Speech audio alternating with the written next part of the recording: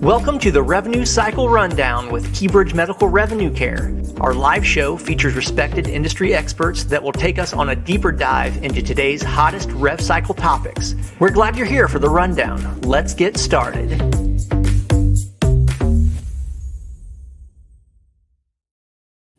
That was really fancy. That was fancy. How do you like that, Ben? It's really nice. I wasn't expecting that, to be honest. That's how KeyBridge does it, right? Once we make a commitment to something, that's we're all no in. shot against you and the team. I just was surprised by how good that looked. It's professional, isn't it? It was nice. Yeah, thank you. I nice. appreciate that. Hey, everybody. It's Brian Garver from KeyBridge Medical Revenue Care, your host on the Revenue Cycle Rundown. I'm here in Royal Oak, Michigan, live, home of the Detroit Zoo. Am I right, Ben? That's right. Yeah, it's famous, the famous Detroit Zoo. Also home of Ben Reigle. And I'm excited to be here with Ben. We're going to have some great conversation today in a very casual, fun environment up here in his recording studio in Royal Oak. Ben was introduced to me actually by Jim Nowacek back when Jim was at ProMedica. And Jim spoke so highly of you on numerous occasions when we would be strategizing or talking about any kind of crazy all lies.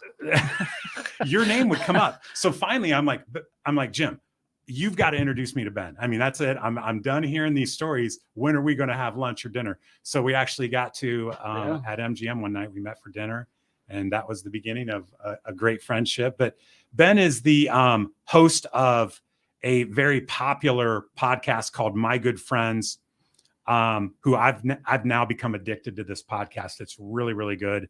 And have enjoyed learning more about, Ben and kind of his insight and his 50,000 foot view to what's going on in healthcare. But he's also founder of the Revenue Cycle Management Leaders Forum. So Ben, welcome. Thank you. I'm happy to be here with you. Tell us a little bit about your background. I thought it was interesting about how you got into the industry with first of all, from an education standpoint. Maybe you knew early on what you really wanted to do in life, which most of us don't, right? So tell us a little bit about your background. Start there. Well, no, I didn't know. I didn't know at all what I wanted to do. I basically was failing high school, to give you some sense. And then my lunch hour switched in like 11th grade, like halfway through, and I got a new set of friends. And these friends were actually like studied and did work. And I was like, what is this? Yeah. And so I went to a small school in Michigan, Grand Valley State, that was basically just accepted me. And I was like, thank God, like I got in somewhere basically. And but my brother was and it still is a nuclear medicine technologist. And so he was in medicine and he was 6 years older than me. And I was fascinated by that. And so I was like, I think I could, maybe I'll be a doctor, like I had aspirations, even though clearly not smart enough, but that didn't register for a while. So I had a health science, like pre-med degree basically. And I got I remember vividly being in, pathophysiology class, which was great. And one of my friends had just got accepted in medical school, and she and I studied together, right? So this is my seminal moment where I was like, we got a test back and I got a 82 and she got a 98. And I was like, we studied the same things together. Right. And I was like, at that very moment, I was like, this is not going to work. Yeah, I'm not going to be an average doctor, So right, I was like, and I'm not probably going to get in. So forget this. And so I was like, what else could I do at this point? So this is no joke. I looked it up and it was like, I found this thing called health administration. I was like, this is a degree and this is so stupid. But I took the U.S. News and World Report and I saw like the top 20 institutions in the country, and University of Michigan happened to be number one. And I was like, cool. I'll apply there. Right. Close to home. I saw George Washington University in DC was number 10. And I was like, I like DC. I'll apply there. This is so stupid, right? Like this is my thought process. And then I saw this institution number 5, Virginia Commonwealth University, which I'd never heard of. And I was like, well, I've never heard of them. I'll apply there. Right. This is the dumbest process ever. I'll apply right? there. Never heard of them. And I remember getting a phone call from VCU, and it was like, we'd like to have you come down for an interview. It's the only one who asked me to come for an interview. Everyone else was like, either I got in or didn't get in. And I was like, an interview? I had to come down and like physically come to an interview? And they were like, and I was like, I don't think I can do that. And the guy, so nice of him, because he stopped and was like, I don't think you quite understand what's happening. And I was like, what do you mean? He's like, we get 600 applicants, we interview 100, and we take 30. And I was like, oh, it's like that. Maybe I should come to the interview. He's like, you should come to the interview. So somehow I got in. It was awesome. It happens to be the oldest program in the country. It also is kind of historically known to produce CEOs of health systems, like HCA CEOs over the years have been from VCU. It's almost 75 years old. I mean, it is the oldest program. It has produced basically a ton of people in the healthcare world. Yeah. So as you were going through school there, I mean, like you said, it produced a lot of CEOs. Yeah, I thought that's what I do. Is that right? what you're heading towards? Okay. Yeah, I thought, okay, that's what I'll do. They make you do a year residency. They call it residency, where you have to work at a place you get paid, but you have to like basically work at a health system or something like it. So I go and I work at Borges Medical Center in Kalamazoo, Michigan, of all places. And CEO was a alumni, right? So it worked out great. It's nice. I got in, I started working there. I stayed there. They had me do some projects, and they're like, and then there's this job open up in surgery, and they're like, how about you be the business manager over surgery? And I was like, okay. And I knew I needed to get into ops, right? So like, I got to get into operations or I'll never. So I did that. I get it. I took this job. It was terrible. Hated every minute of it. I love the people I worked with in a lot of ways because they taught me so much, but it was so hard because operations in the hospital, if anyone's ever worked in it, it's like middle manager in a hospital is freaking brutal. Yeah. Every day. Grinding. Like people ask me like, how does surgery get done? I go, surgery get done by sheer will. Yes. Sheer will. That's what it takes every day. You got to be gritty. Oh, and so I like work with surgeons and like I get in at 6. This is to give you some semblance. I get in at 6 a.m. and they'd be like, my own staff would be like, oh, coming in a little late today, huh, Ben? And be like giving me crap for it. I'm like, this is unbelievable. Yeah. Oh, look who slept in today. Oh, totally. So the nurses I got a great story about one of the nurses. I don't know if we can tell it here, but so I was stuck it out for like 3. I did 2.5, 3 years doing that. I basically was like at the end, I happened to be the very first hospital Accretive Health was at. So Accretive Health, now R1, the very first hospital they ever came to and was the hospital I was at. And I happened to be friends with the people in RevCycle because they were the closest to my age. Mind you, I'm like 25 years old at this point.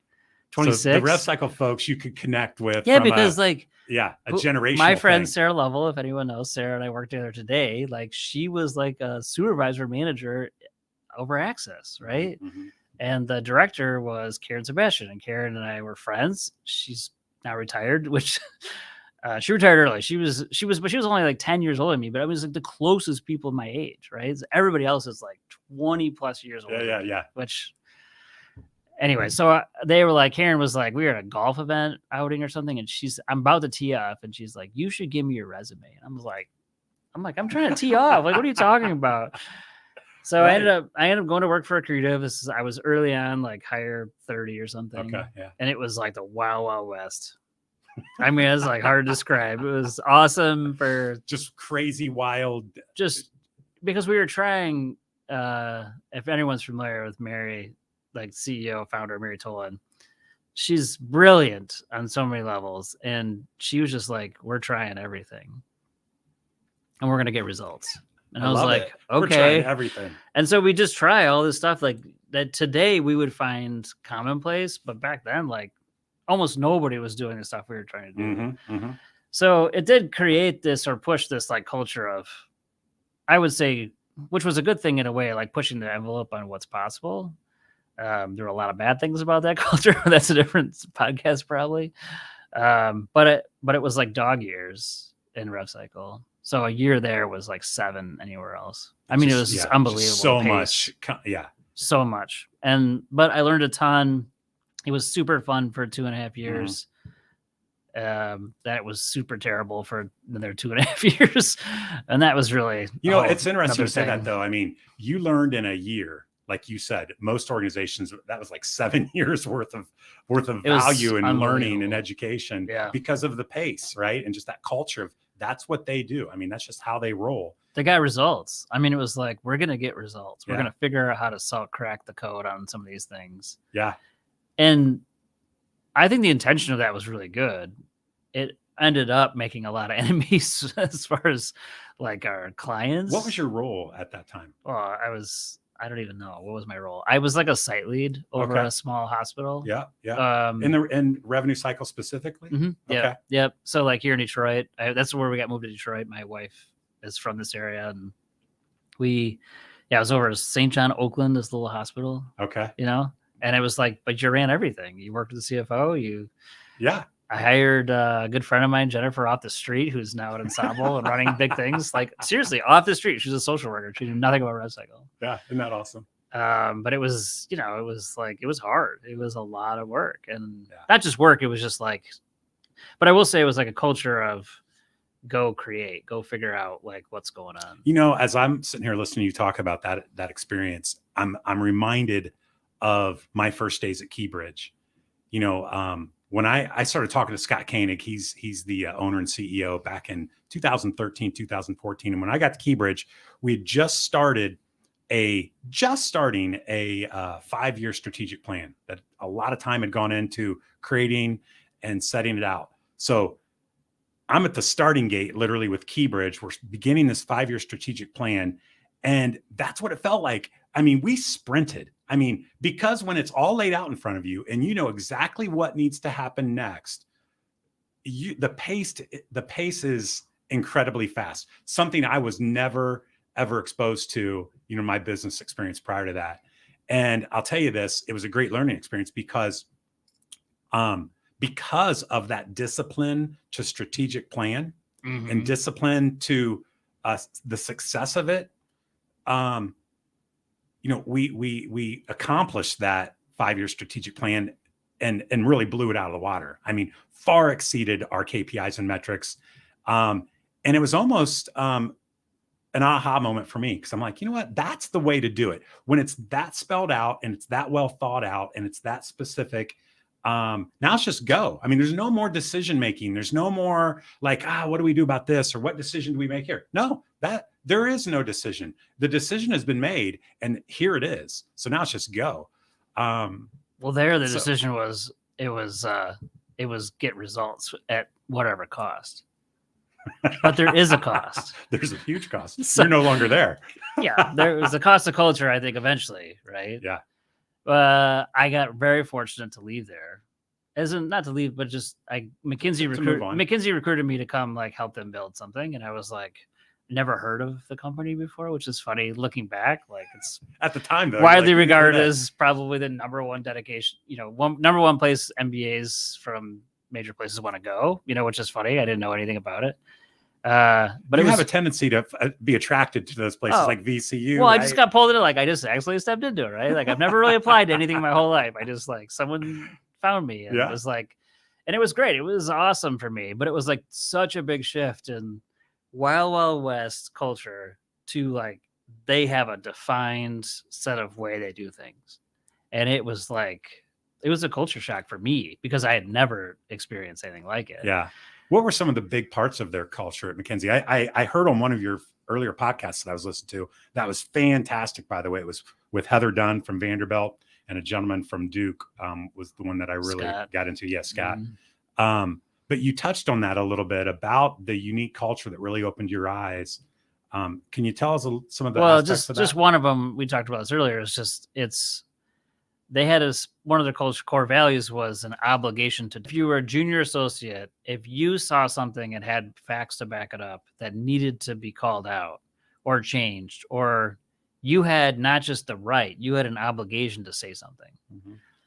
And I saw that lived out. I'd never been to a place where I thought the actual values were their values that they lived, breathed, and did actually do. Yeah. It's not just on the wall. Yeah. And it totally changed my perspective of when I help organizations now, try to even set those, Mhm. your core values you should be using to hire and fire by and evaluate people by. Because they're not stuff that you should be wanting to do, you're aspiring to do. It should be stuff you are. And then for the first time, I actually saw that. It was pretty awesome. That's I mean, a big I learned so difference. much. What you just said, it's something you are, not something you're just trying to get to some finish line someday. Most Your core people put values are values who as you like are. they're aspiring to. Yeah, you're right. But that's You're right. not who your DNA is made up of. Yeah. So it was awesome to watch. I love my time there. It was awesome. But it was also like, I'm not going to be I'm not going to go the partner track at McKinsey. It just wasn't my thing. Mhm. I got this opportunity to start a company, help consulting company back in Detroit. We had moved to Cleveland for it. So there's a whole podcast on, it's called Cleveland. If anyone wants to look at it, it's actually my #1 podcast. It's called Cleveland? It's called Cleveland. Okay, I'll look that one up. It's my most downloaded episode. And it's mostly because it was like a very poor decision personally to do, but that's okay. It all worked out. That's right. I came back to Detroit to help start this other thing with a few other people, friends of mine, several people from Accretive days, and called Health Rise. That's still going great. Yeah. Consulting. Absolutely. The last 3 years of that, I got asked, like, I kind of took over business development. And so I did everything you're doing. I went to all the HFMAs and AHAM. Just on the road constantly. Yeah. Beckers. We even did services, Marcus Evans and Connex, like dating services. We did them all. Wow. And I left that pretty disappointed, I would say, is like the kind word. I left that kind of going like, well, I don't know what this is. I'm not sure what this is. And this is no shot against vendors. I know what you're trying to do, but it was basically like you go to, one of the big conferences, and it was, I once counted it out. There were 4,000 people that attended this conference. I'm not going to say which one. There were 17 total VPs of RevCycle. So just out of 4,000 people. Try to just wrap your mind around that. So and all the vendors are trying to engage with those 17. Yeah, that's because they're decision makers, right? Yeah. So if I'm Heather and I go to a conference, let's just say I go even to speak, because that's what their trick is, right? They're like, I'll have you speak here. I'm not going anywhere else. I'm probably not going to the actual education, because let's be frank, I started to realize what the education was, because as you have to submit your thing, which probably isn't going to get selected anyways, because it's like the same people who get selected a year ahead of time. So basically you have to submit your presentation almost a year ahead of time. On a topic that maybe was relevant a year ahead of time. Well, you had to have actually done it. Like, you had to get results on something, whatever it is. 2 years ago now. Right. So even if you implemented it, and so I was like, this is an education. This is something you did 2-3 years ago. Yeah.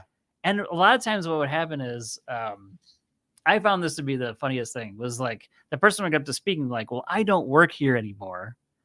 But they had already submitted it so long ago. That person had moved on to a different place, right? But it was like, oh my God. You're like, this is crazy. It's killing me. Yeah, chasing my tail. But if we have time for a quick story, right? One of my favorite stories is I'm in one of those sessions, and it's God only knows why they make these things like an hour and a half long, but that's a separate subject. Long time. It was a long time. That's a long time. They're back to back to back. I mean, yeah, it's terrible. I'm with my friend Wendell. Anyone knows Wendell White? He's on his own. He's a great dude. And we're sitting next to each other. And at the time, he's actually VP of RevCycle at VCU Medical Center, which is the irony. And we're sitting next to each other, and this woman's going through, and her consultant, of course, they're going through like, they implemented a central scheduling, and they're going through how they implemented it. It's a big system, the whole thing. It's fine. It's like, okay, we get to the end. She's an hour in. I'm going to mind you, hour and 10 minutes in. And she's like, can I take questions? So someone raises her hand like, hey, so what's happening now? Like, what's the latest? It's because she was giving kind of an update and it had been 6 months. That's kind of when her data ended or whatever. She goes, well, actually, about a month ago, they decentralized the whole thing. Oh boy. And you could have heard a pin drop in that whole place. And I just look at Wendell and I was like, what just happened? Yeah. That just Like, blew what up. just happened? And then like 60 hands shot up. I mean, no joke. I mean, I was like, I don't even know. And then what I found fascinating is then we found the real conversation. And a light bulb for me went off. I was like, oh, that's what you actually should have talked about, the failure, because that's much more interesting, not just from an interesting perspective. Like we could learn from the failure. I love that I concept. could care less about the fact that you did all these things, because ultimately the failure is what we could learn from. Yeah. That was the tipping point. For sure. So and that's what you want to talk about, the tipping point. I wanted to know what was like, everyone was on the edge of their seat at that point. But for the first hour and 10 minutes, it was like Snorefest, right? And then it was like, wait a second. We're on to something good. Now we're on to the real thing, right? You didn't lead with the headline. So I left all that kind of going like, there's got to be something better, where people are like, real big VPs of RevCycle at big places are having real conversations. And I looked and I didn't find anything. And so maybe insanely, I told my wife this idea. I told lots of people this idea. Several people who are considered good friends said it was this is a bad idea. Mm-hmm. The forum? Mm-hmm. Yeah, because I'm following you. I'm like, oh, this was how the forum was born. Yeah. So several people told you it was a bad idea. Now, over time, what I've realized is if everybody thinks it's a good idea, it's not going to work. It's actually don't do it. That's what I've learned. But if some people start telling you this is a bad idea, you might have something. Because now it's different. I've always been fascinated by it, right? It's interesting because I've had stuff where people like absolutely 100%, this is a great idea, and it didn't Isn't work. that funny? Because you're dead on, in my opinion, because people only want to hear. I mean, it's innate. It's just it's human behavior. People want to hear more about something they already believe in. I mean, but and that's why I think a certain group of people are like, well, that's not going to work because that's something I don't already know about, or something that I'm already. Exactly. I want to be fresh and new and bring something unique that everybody's not already doing. Yeah. But that's not human instinct. No. And it was hard. It was like, my wife was like, well, what's the worst that could happen? No one comes. I'll tell you actually what the worst that can happen in a second. Yeah. Because it almost did happen. But I basically I was like, well, I called my friends and I called some of my vendor friends and was like, would you sponsor this? I wanted to limit the number of vendors. I wanted basically to keep a 2 to 2.5 leader ratio to vendor. And I want it to be small. That's my initial thoughts. Like, I just want it to be small, intimate. I want to try to facilitate a place where people could have real dialogue, that people could challenge each other, that you leave ego at the door, because no one really cares how big your institution is or how good you guys are, or how many awards you've won. No one really cares. What's in it for me? That, just because you're larger doesn't mean you have it all figured out. And so I was like, can I just strip away all the other stuff and have real conversation with those people that aren't going to these other big events anymore? And if they are, they're coming to speak and they're getting out of there. And so I called my friends and it was like Charlotte, North Carolina, oh gosh, I can't think of the hotel now. It doesn't matter. And booked it, the whole thing. And I was like, hope people come. Hope this happens. Well, little did I know what would happen, because the worst thing you can do is get 5 sponsors to sign up and pay you, and you don't get anyone else to show up. Yeah, that's a problem. So I go, actually, so my wife Jenny, I go, actually, the worst thing is like this scenario that's happening right now. This is like February, and I'm like, I don't have hardly anybody signed up. Yeah. Because I had to. What I found was I'm not competing. I didn't see myself as competing with an HFMA or any of those. I don't feel like I feel like there's space for it. But what I was competing with was time, and I was competing with the notion of what it was. So anyone's perception of been to a conference, I don't do anything like what anyone else does. Nothing. It's nothing alike. But it doesn't matter. I had to basically, their perception was that it's going to be. I couldn't just put stuff out there. Yeah. But what that did is a friend of mine, Tiffany, was like, I think you should get on LinkedIn and see if you can just start putting it out there. And I was like, I don't need LinkedIn. Like, at the time, LinkedIn wasn't that, right? Right. Actually, some of the best advice she ever gave me, because LinkedIn was Wild West. Like, no one was putting original content on there. It was just like a job site. That's all it was. Yeah, it's just pure social networking. No one was back doing then. video.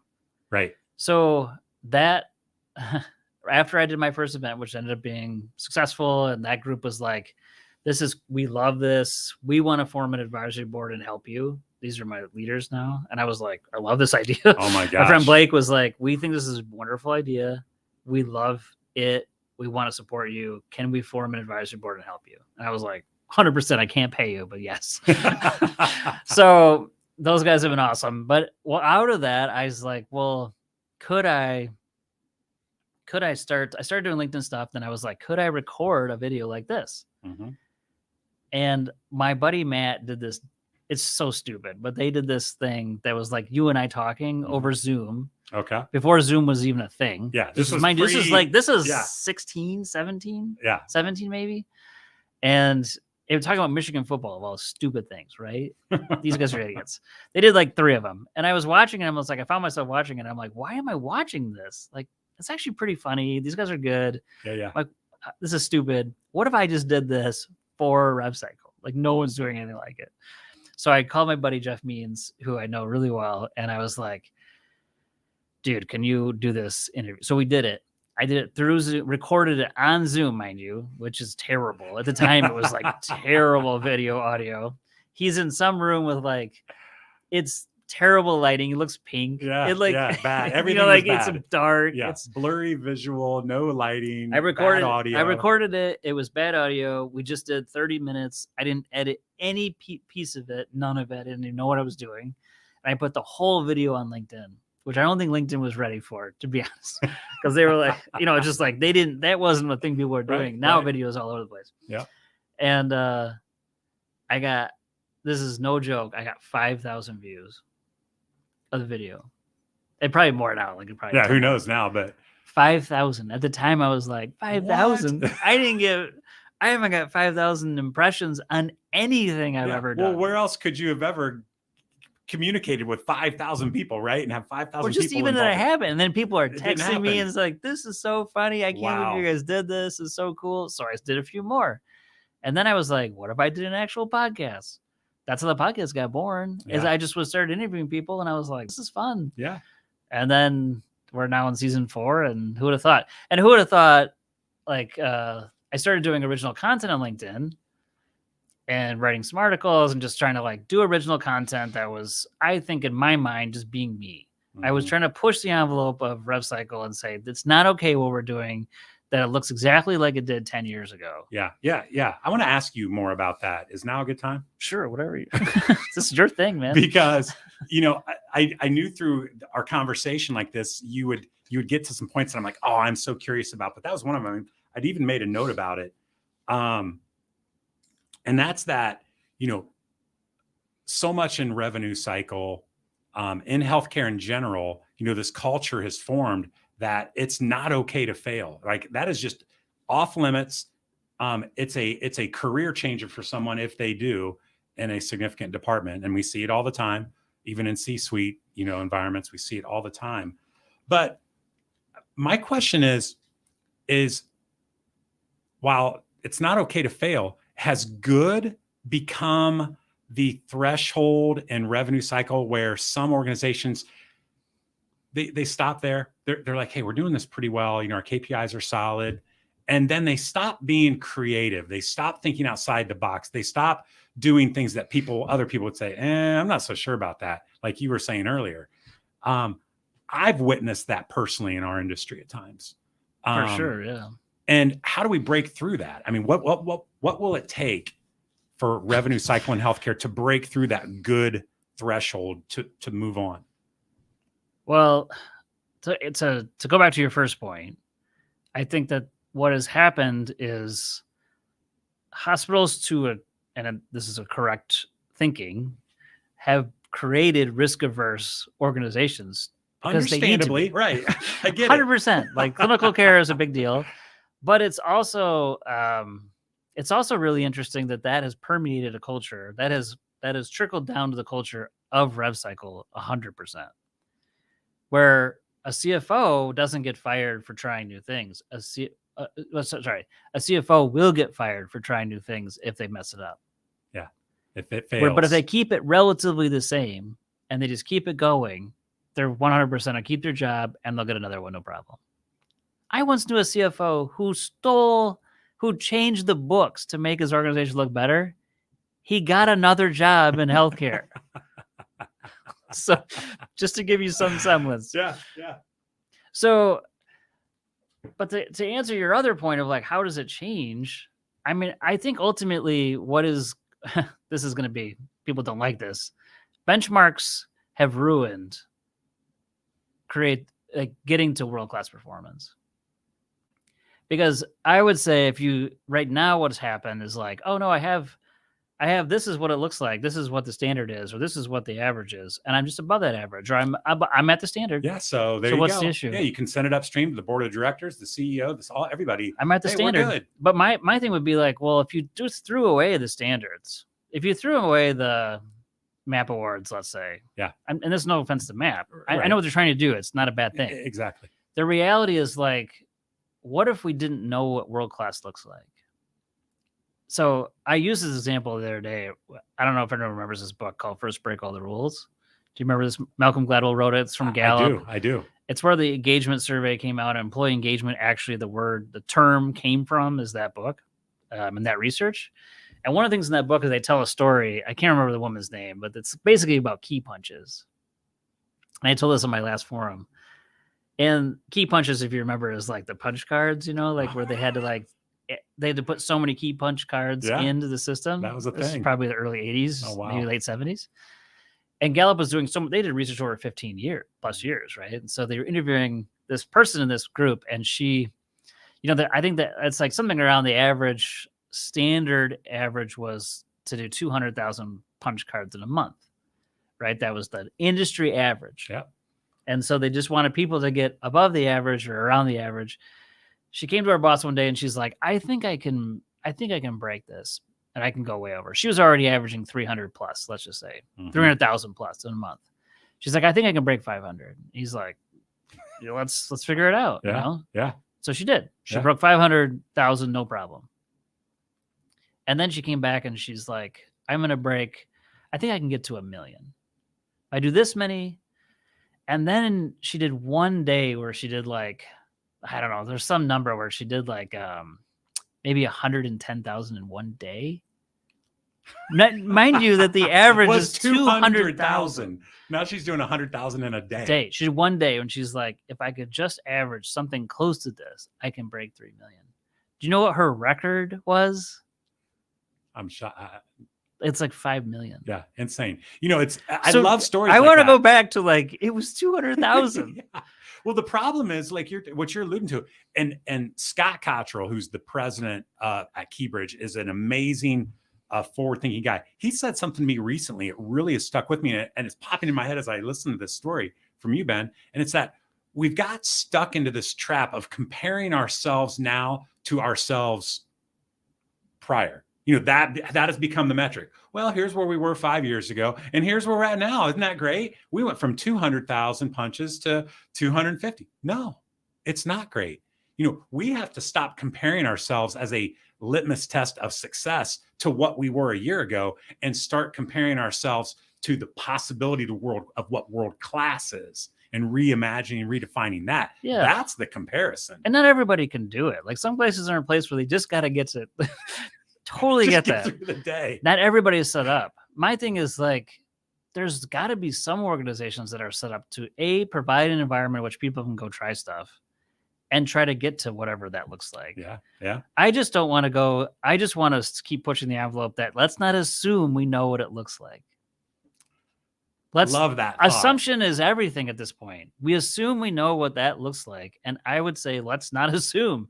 Let's see if we can create that's a pay relationship that's different. Let's see if we can create a denial rate that's different. Yeah. Yeah. Or a way that we do it. Yeah. But I just don't think most people don't have enough control over their organization. They don't have IT control, and which is probably one of the biggest issues. And they don't have the full control to be able to make a mistake. And in revenue cycle, Ben, I've heard you talk about in the past about why you believe, and I would agree with you. Some don't, and that's normal, right? But I agree with that. Spinning that off, that revenue cycle piece can sometimes be the best thing for an organization to do, because now, like you've said, now you've got allocated resources, budget, financing, IT support, whatever you need. Where today in healthcare, we see it all the time. I mean, in our industry too, that healthcare organization finding resources to do something, to make something better is, well, you're always going to be the lowest you're always going to be the lowest priority.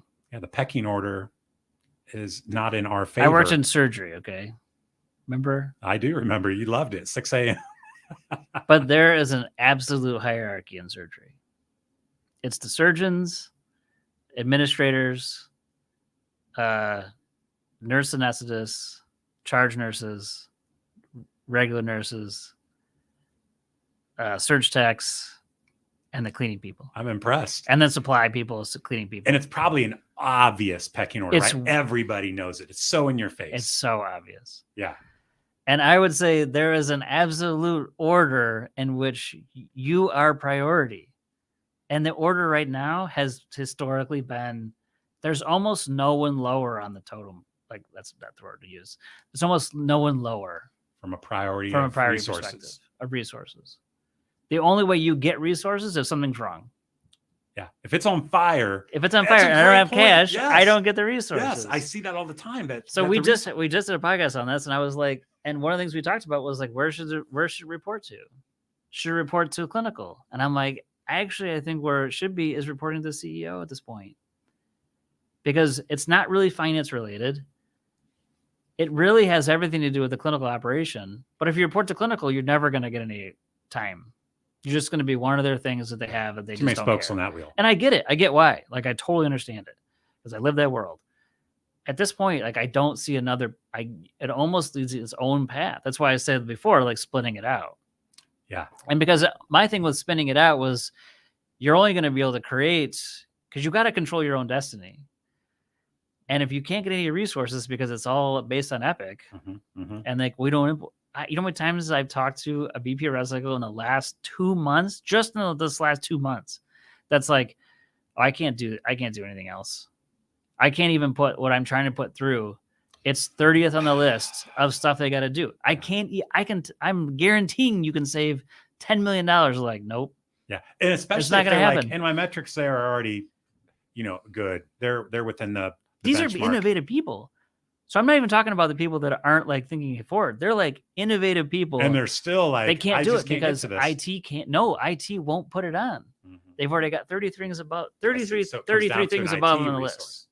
It's 100%. We see it constantly. But you can't then you can't implement what you want. You can't control your destiny. So you're being asked. It's like, I do think RevCycle, VP of RevCycle is actually one of the hardest jobs out there, because I don't think you have full control. I agree. I've heard you say that before. But you're and being I asked to agree. have full control. Yes. And then if all things are right, You're held accountable as if you have full if control. all things too. are going well, you still don't get any credit. So It's like, what am I doing? it's crazy. It's like, well, even if things are going well, you don't get any credit. Now you might get to keep your job, Yeah, but like that's but not a credit that's anymore. not- yeah. What is that? So I think the burnout rate actually of RevCycle leaders is high. It's coming. I've talked to so many of my friends who are like, they don't want to work there anymore. They don't want to work in it. a health system. Yeah. I've Just- seen it too. I mean, I won't Just use put any names, that on but like, some of my close friends and clients have just said, wild. I can't, just cannot anymore. It's overwhelming. The burnout rate is tremendous, and they're finding something. so I didn't give any answer there, but That's okay. how we're gonna change it. Yeah, we did. It wasn't positive. Yeah. I'm exactly. sorry for that. No. I follow you. It's interesting to hear you talk about too. I mean, I've been fascinated about your banter with Heather Dunn from Vanderbilt.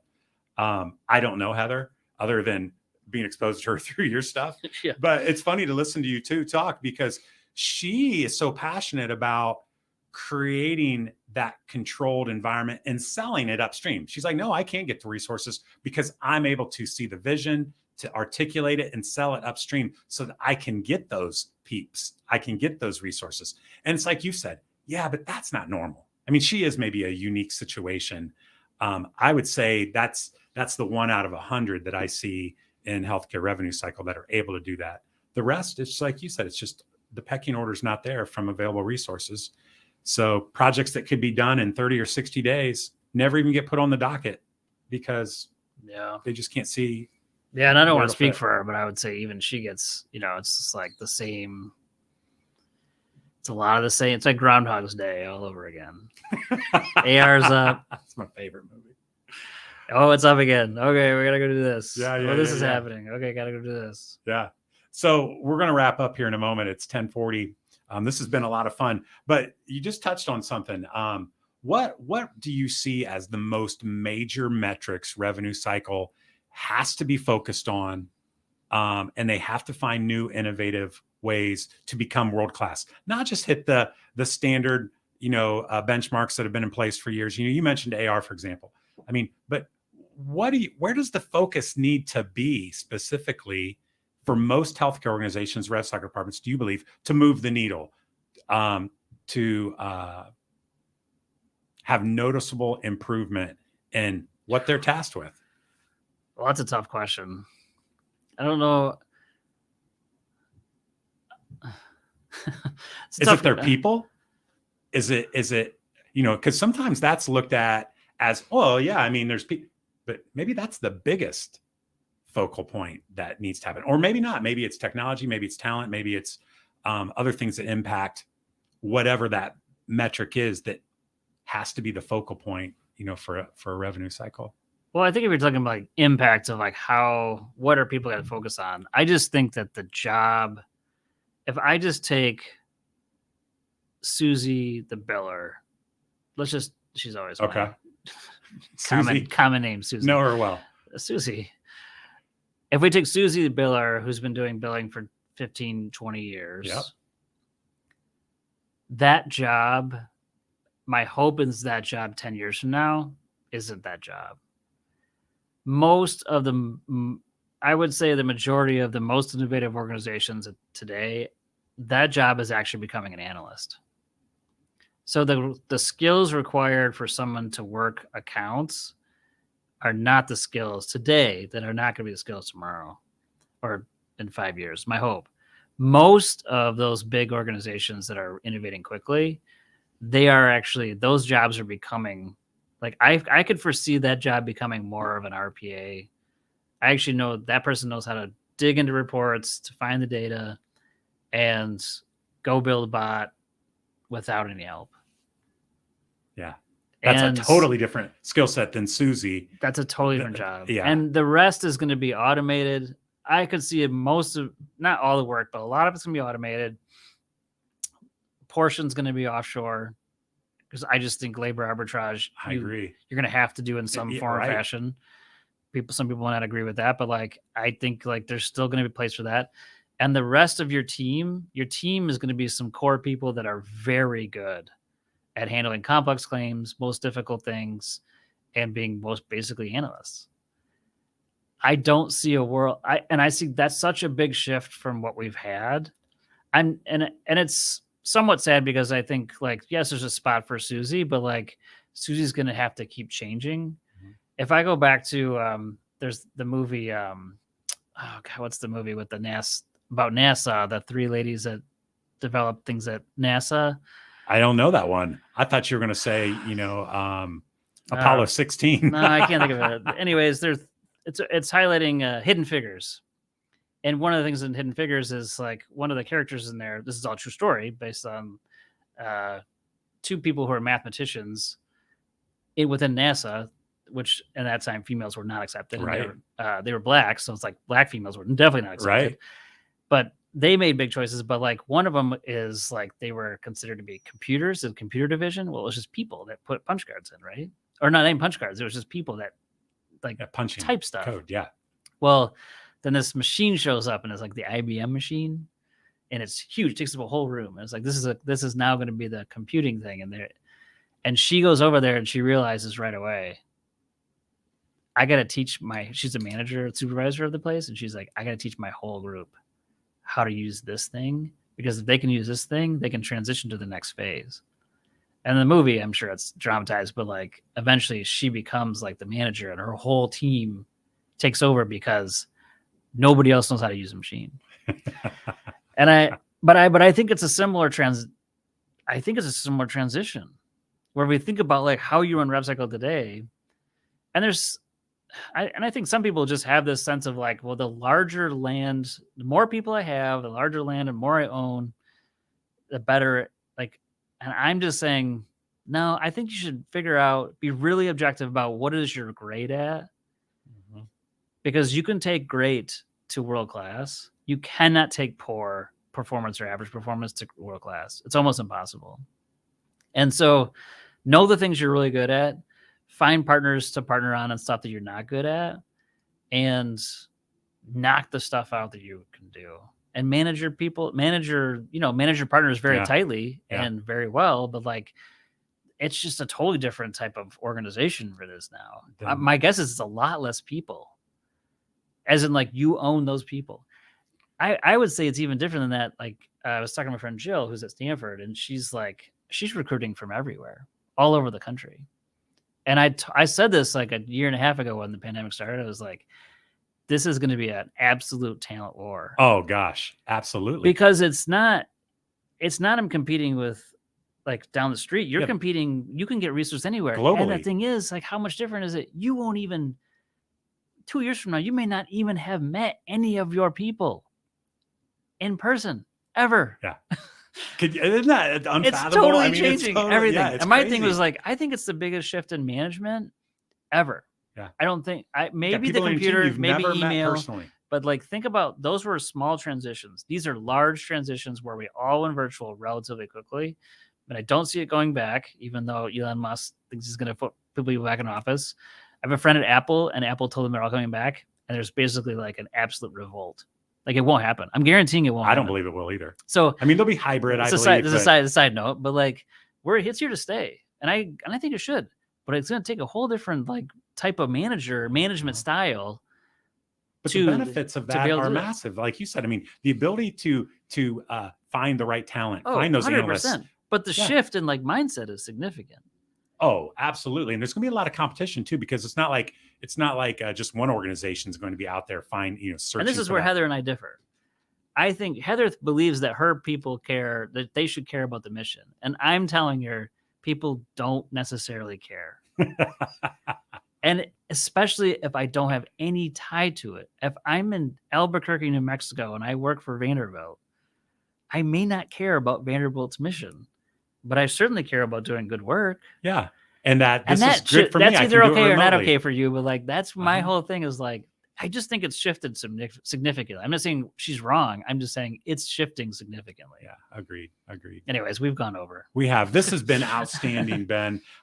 You're a fun guy to talk to. I can see why your podcasts have been so successful, because this is easy. I mean, this is easy talking to you. We could go on for another hour, but we won't in the sake of time, but we'll do it again. You promise we can meet up and continue the conversation. We'll do it again. All right. Well, thank you everybody for joining in and listening.